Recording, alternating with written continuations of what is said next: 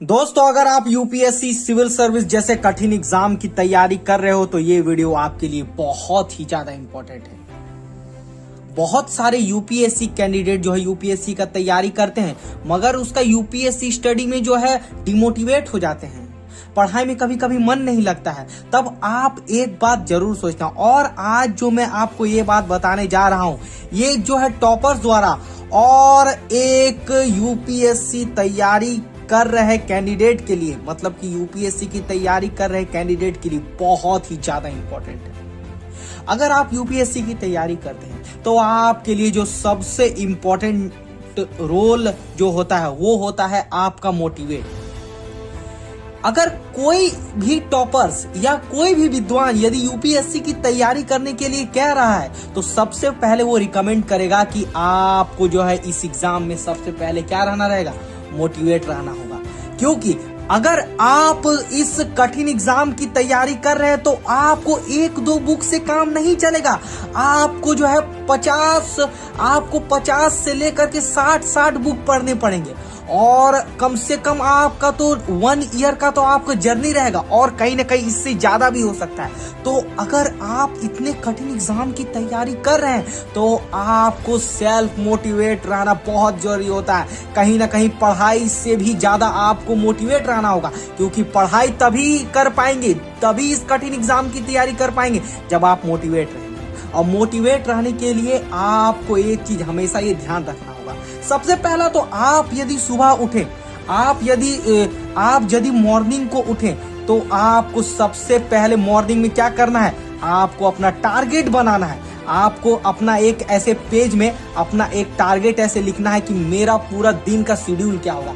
उसके लिए आप एक डायरी बनाओ, और डायरी में आप लिखो कि मेरा शुरू से जो है सुबह से जो है रात तक का मेरा टारगेट क्या होना चाहिए यूपीएससी के लिए। और उस टारगेट को चाहे कुछ भी हो जाए, आप कोई भी हो, चाहे आपका लाइन कटे या तो फिर कोई आंधी आए, तूफान आए, कुछ भी आए, कोई भी काम हो, आपको उस टारगेट को आपको पूरा करना है।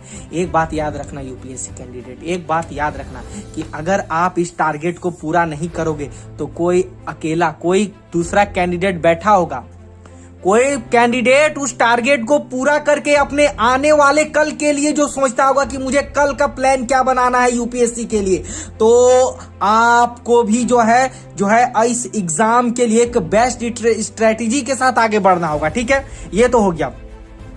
थर्ड, आपको क्या करना है जो बहुत ज्यादा इंपॉर्टेंट होता है कि यूपीएससी एस्पिरेंट के लिए, कि आप कभी भी स्टडी करने बैठो तो आप जो है बीच बीच में कम से कम तो आपको 15 मिनट नहीं तो आपको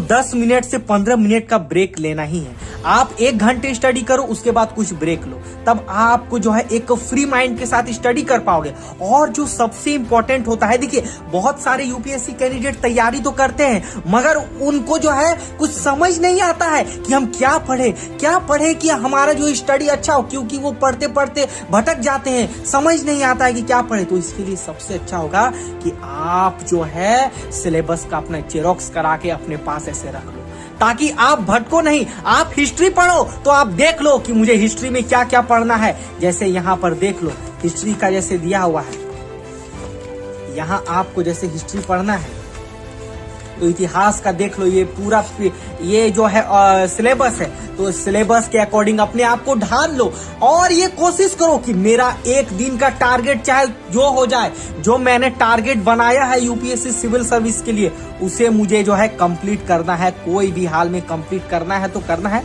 आईएएस बनना है कि नहीं, आईएएस बनना है तो आपको इतना मेहनत तो करना होगा, क्योंकि कोई दूसरा कैंडिडेट घर में बैठ के या कहीं बैठ के अपने घर में मेहनत कर रहा है और इसी कैंडिडेट से आपका फाइट होगा।